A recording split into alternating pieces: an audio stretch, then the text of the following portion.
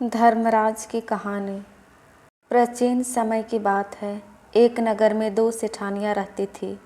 बड़ी सेठानी के घर में बहुत धन था, लेकिन वह कंजूस थी।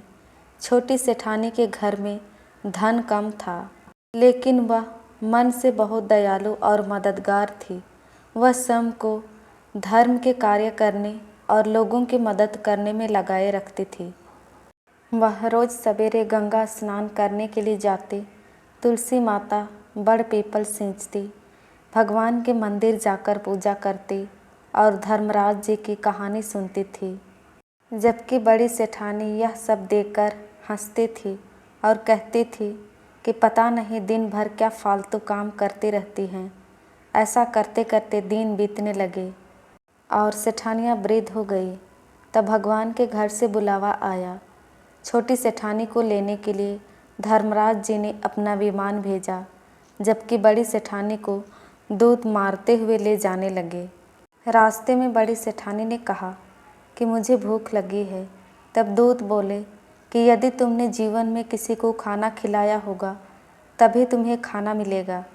थोड़ी देर बाद उसने फिर से कहा कि मुझे प्यास लगी है।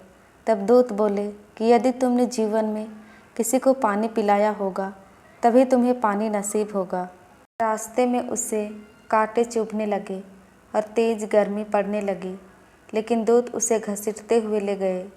अब बड़ी सेठानी बहुत पछताने लगी कि मेरे पास सब कुछ होते हुए भी दान धर्म नहीं किया। इतनी देर में धर्मराज जी का दरबार आ गया। वहाँ जाकर उसने देखा कि छोटी सेठानी भगवान के पास सिंहासन पर बैठी थी। उधर बड़ी सेठानी को तपते हुए कुंड में डाल दिया गया। तब बड़ी सेठानी बोली कि मुझे 1.25 पहर का समय दीजिए, मैं वापस आकर दंड भोग लूँगी। धर्मराज बोले ठीक है। बड़ी सेठानी के शरीर में वापस प्राण डाल दिए गए। 1.25 पहर के दान धर्म और धर्मराज जी की कहानी सुनने से बड़ी सेठानी को स्वर्ग की प्राप्ति हुई। धर्मराज जी ने जैसी कृपा सेठानी पर की वैसे सब पर करना।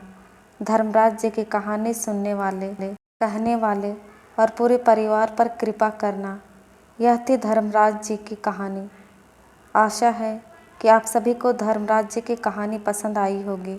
दोस्तों, कहानी सुनने के बाद अपनी राय ज़रूर दीजिएगा और यदि आप हमारे चैनल में नए हैं तो प्लीज़ चैनल को लाइक, शेयर एंड सब्सक्राइब कीजिएगा, ताकि हम आपके लिए और अच्छी अच्छी कहानियाँ ला सकें। धन्यवाद।